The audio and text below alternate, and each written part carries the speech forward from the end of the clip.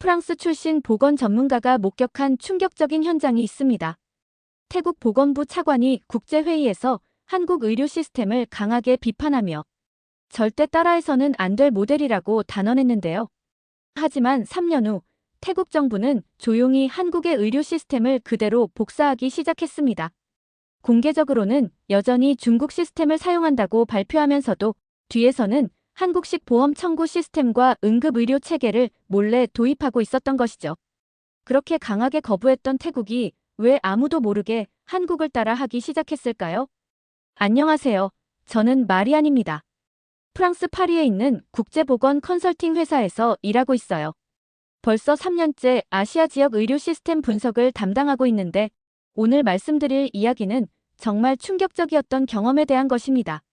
그날은 방콕에서 열린 아세안 보건 컨퍼런스였어요. 각국 보건부 관계자들과 의료 전문가들이 모여 아시아 의료 시스템의 발전 방향을 논의하는 자리였죠. 저는 유럽 측 옵서버로 참석했는데 회의실 분위기가 심상치 않더군요. 평소보다 긴장감이 감돌고 있었습니다. 태국 보건부 차관인 위차이가 발표를 시작했어요. 그런데 놀랍게도 한국의 건강보험 시스템을 직접적으로 비판하기 시작하더라고요. 한국의 전국민 건강보험은 너무 복잡하고 비효율적이다.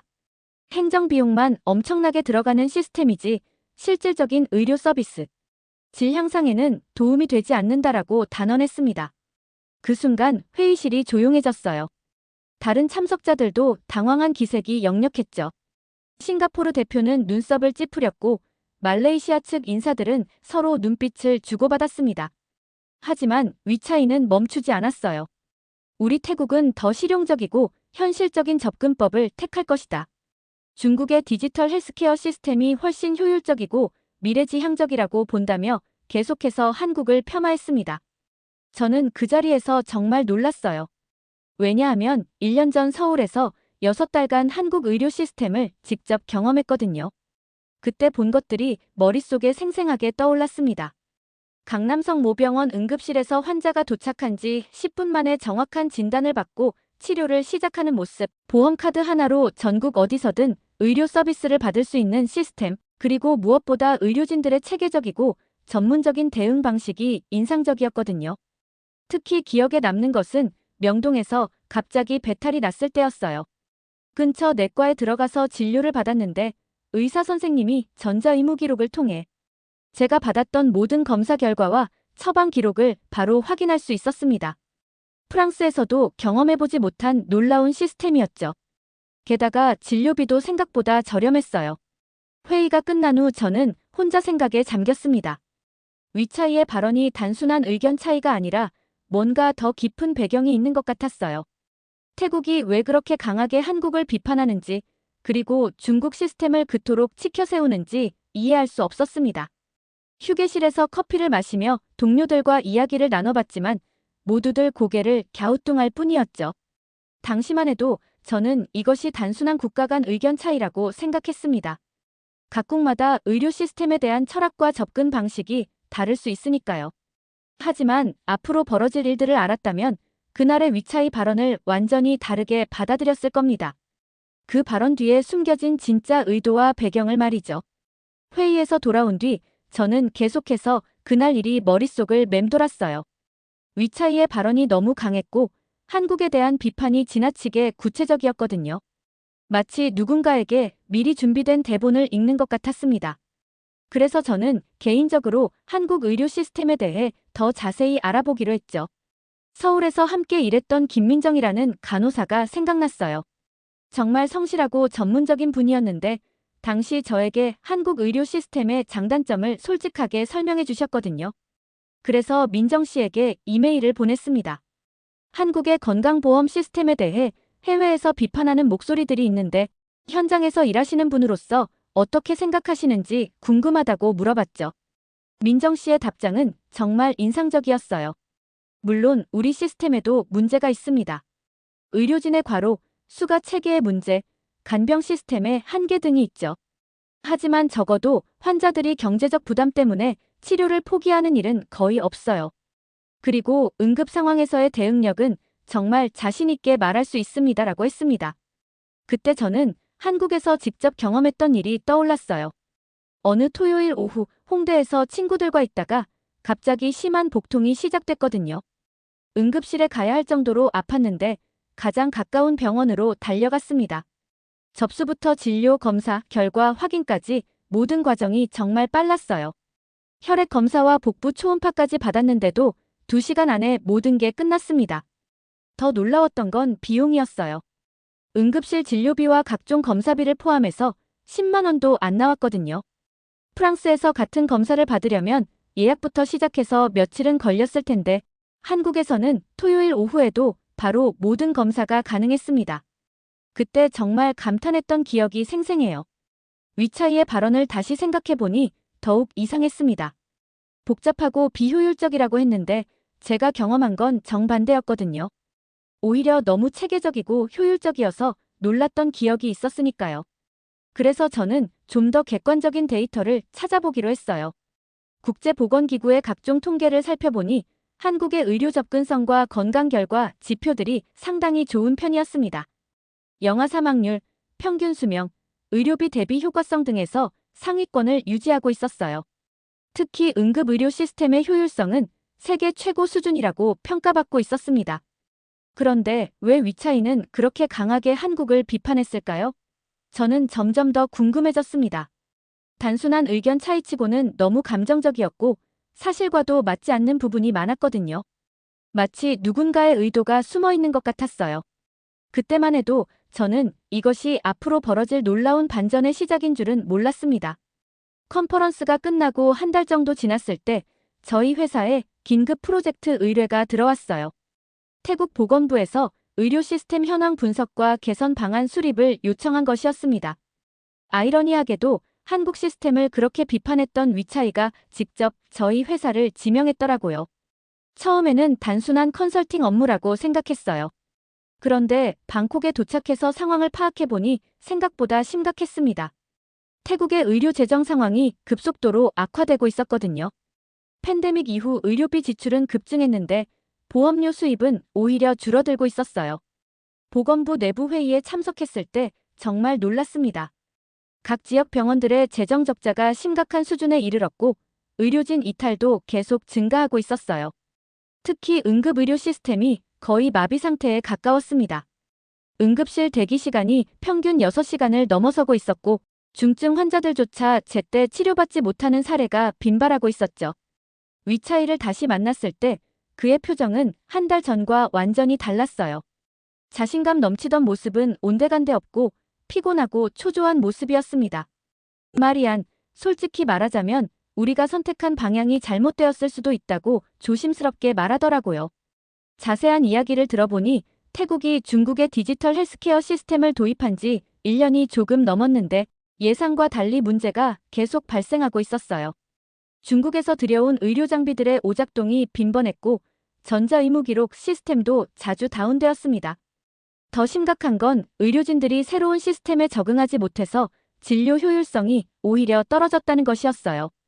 특히 충격적이었던 건 의료사고 발생률이 급증했다는 사실이었습니다. 새로운 장비와 시스템에 익숙하지 않은 의료진들이 실수를 하는 경우가 늘어났고 환자 안전에 심각한 위협이 되고 있었어요. 언론에서는 연일 의료사고 관련 뉴스가 나오고 있었고 국민들의 의료 시스템에 대한 신뢰도 급락하고 있었습니다. 위차이는 저에게 솔직하게 털어놓았어요. 처음에는 중국 시스템이 더 현대적이고 효율적일 것이라고 생각했다. 하지만 실제로 도입해보니 우리 상황에 맞지 않는 부분이 너무 많았다. 특히 응급의료 부분에서는 완전히 실패했다고 봐야 한다고 말이죠. 저는 그 순간 한국에서 경험했던 응급의료 시스템이 떠올랐어요. 체계적이고 신속한 대응, 정확한 진단과 치료, 그리고 무엇보다 환자 중심의 서비스였죠. 태국이 지금 겪고 있는 문제들과는 정반대의 상황이었습니다. 이때부터 저는 뭔가 큰 변화가 일어날 것 같은 예감이 들기 시작했어요. 태국 의료 시스템 분석을 위해 더 깊이 들어가면서 저는 놀라운 사실을 발견하게 되었습니다. 보건부 내부 문서를 검토하는 과정에서 이상한 점을 발견했거든요. 2년 전 태국 정부가 여러 나라의 의료 시스템을 검토했던 보고서가 있었는데 그 당시에는 한국 시스템에 대한 평가가 상당히 긍정적이었어요. 보고서를 자세히 읽어보니 더욱 놀라웠습니다. 한국의 전국민 건강보험 시스템을 효율적이고 공정한 의료 보장 체계라고 평가하면서 태국이 벤치마킹할 만한 모델이라고 명시되어 있었거든요. 특히 응급의료 시스템과 전자의무기록 시스템에 대해서는 아시아 최고 수준이라고 극찬하고 있었어요. 그런데 이상한 건 이 보고서 작성 이후 갑자기 방향이 바뀌었다는 점이었습니다. 한국 시스템 도입을 검토하던 계획이 중단되고 대신 중국 시스템 도입으로 급선회했더라고요. 위차이에게 이에 대해 물어봤더니 난색을 표하며 정치적인 고려사항이 있었다고만 답했습니다. 저는 더 파고들어봤어요. 동료들과 함께 관련 자료들을 분석해보니 흥미로운 패턴을 발견했습니다. 중국 시스템 도입 결정이 내려진 시기와 중국의 대태국 의료 분야 투자 확대 시기가 정확히 일치했거든요. 중국 측에서 상당한 규모의 차관과 기술 지원을 약속했고 태국 정부는 이에 따라 정책 방향을 바꾼 것으로 보였어요. 하지만 문제는 실제 도입 과정에서 나타났습니다. 중국에서 제공한 의료 장비들이 태국의 의료 환경에 맞지 않았고 기술 지원도 약속만큼 원활하지 않았어요. 전자의무기록 시스템도 태국어 지원이 미흡했고 현지 의료진들의 사용법 교육도 제대로 이루어지지 않았습니다. 더욱 충격적인 건 의료사고 증가율이었어요. 새로운 시스템 도입 이후 의료사고가 30% 이상 증가했다는 내부 통계를 발견했거든요. 특히 응급실에서의 오진과 치료 지연 사례가 급격히 늘어났어요. 이런 상황에서 국민들의 의료 시스템에 대한 불신이 커지는 건 당연한 일이었죠. 위차이는 저에게 솔직하게 고백했습니다. 처음에 한국 시스템을 비판한 건 정치적인 이유가 컸다. 중국과의 관계를 고려해야 했고 한국 시스템은 너무 복잡해 보였다. 하지만 지금 와서 보니 그때 잘못된 판단을 했을 수도 있다고 말이죠. 저는 그때 깨달았어요. 위차이의 그 강한 한국 비판 뒤에는 단순한 의견 차이가 아니라 복잡한 정치적, 경제적 이해관계가 얽혀 있었다는 것을 말입니다. 그리고 그 결과가 지금 태국 의료 시스템의 위기로 나타나고 있었죠. 이때부터 저는 태국이 어떤 선택을 할지 주목하기 시작했습니다. 태국 의료 시스템의 위기가 심화되면서 저는 예상치 못한 상황을 목격하게 되었어요. 보건부 내부에서 은밀하게 진행되고 있는 프로젝트를 알게 된 것이었습니다. 공식적으로는 중국 시스템을 계속 사용한다고 발표했지만 실제로는 다른 움직임이 있었거든요. 어느 날 보건부 건물에서 늦은 시간까지 일하고 있는데 우연히 비공식 회의가 열리고 있다는 걸 알게 됐어요. 호기심에 귀를 기울여 보니 한국의 의료 시스템에 대한 이야기가 나오고 있었습니다. 그것도 아주 구체적이고 기술적인 내용들이었어요. 며칠 후 위차이와 개별 면담을 하게 되었는데 그가 조심스럽게 말을 꺼냈습니다. 마리안, 혹시 한국의 보험 청구 시스템에 대해 자료를 구할 수 있겠나? 저는 깜짝 놀랐어요.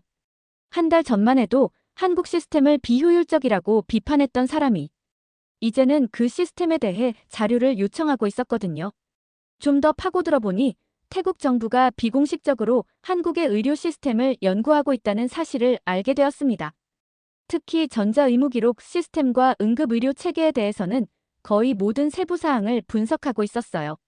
심지어 한국의 의료진 교육과정과 병원 운영 시스템까지 면밀히 검토하고 있었습니다.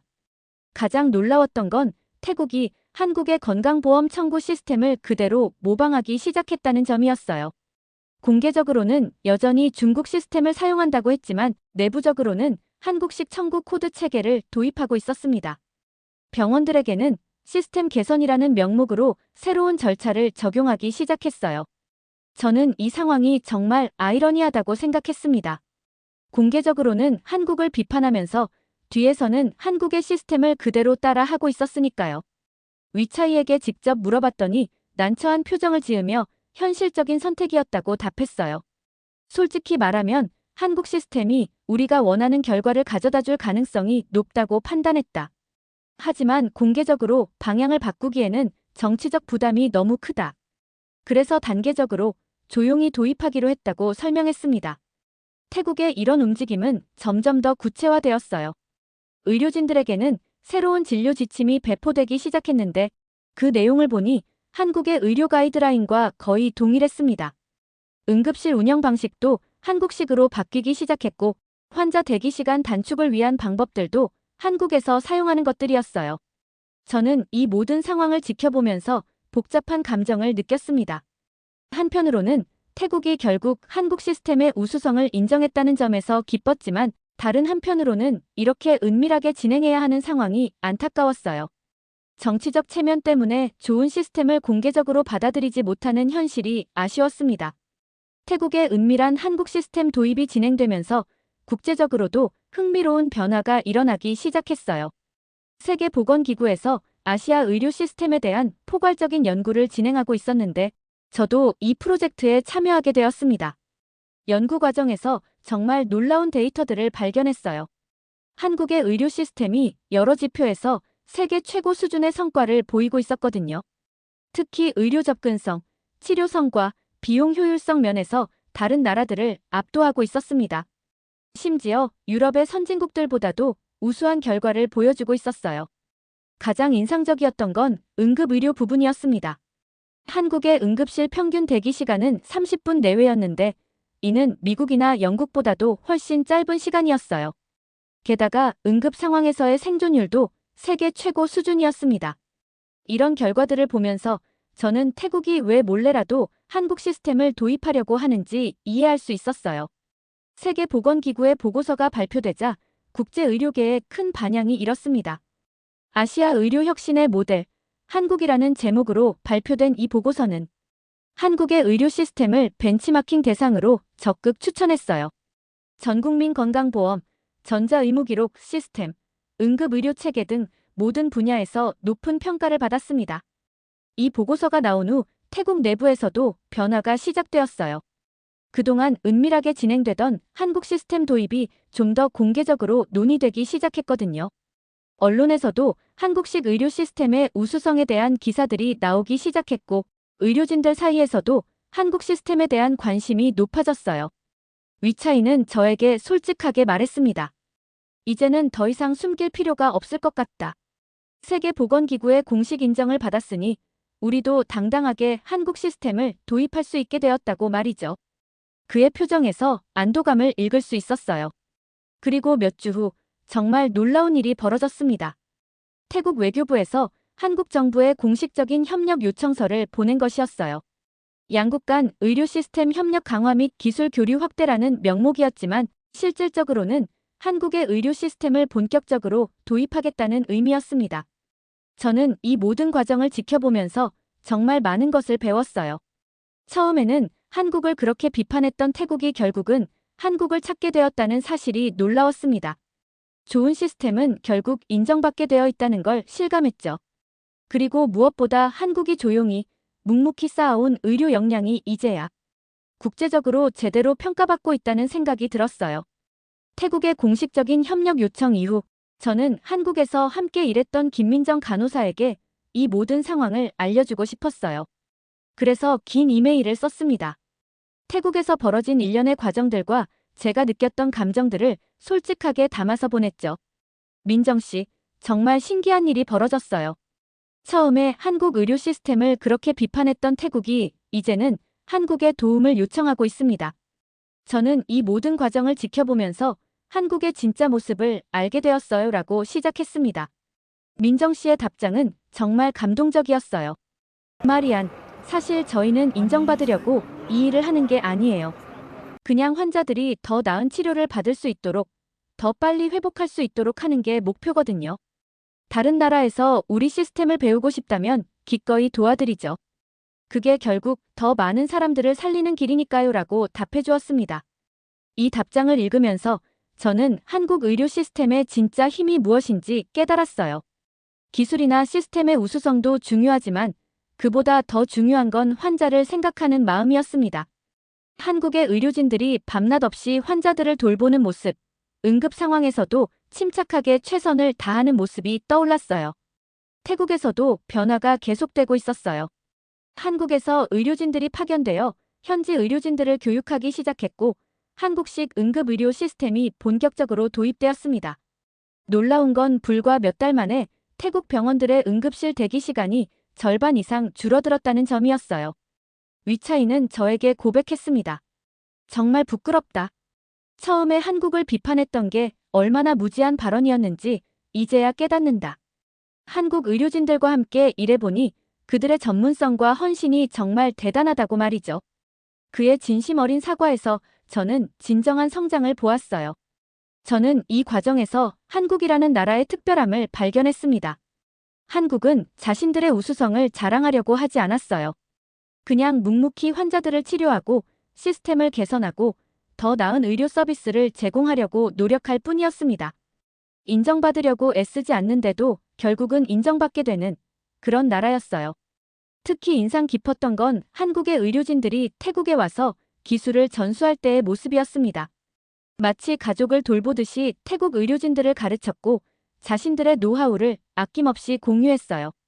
경쟁자가 아니라 동료로 대하는 모습에서 저는 진짜 리더십이 무엇인지 배웠습니다.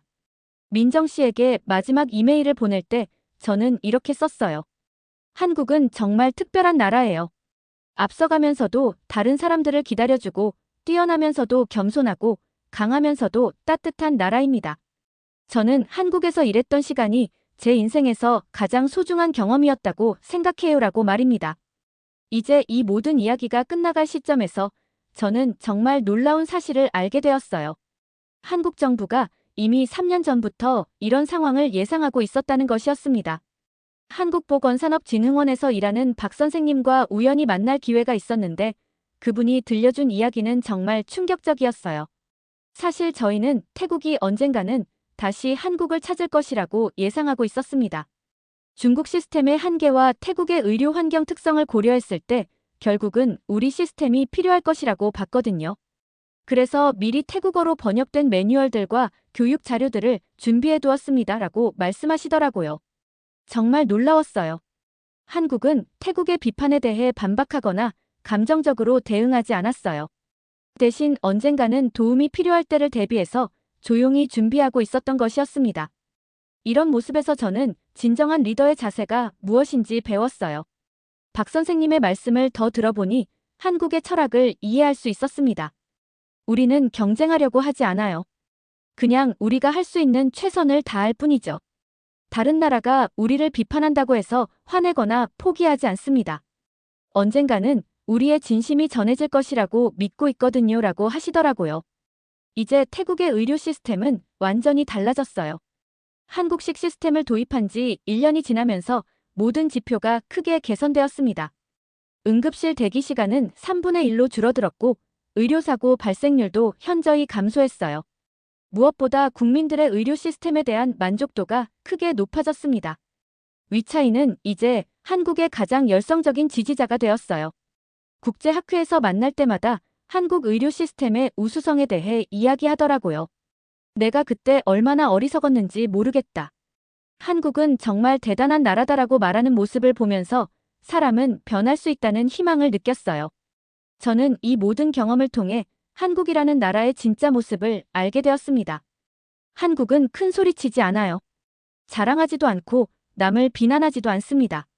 그냥 묵묵히 자신의 길을 가면서 필요한 사람들에게 도움을 주는 나라예요. 마지막으로 저는 깨달았어요.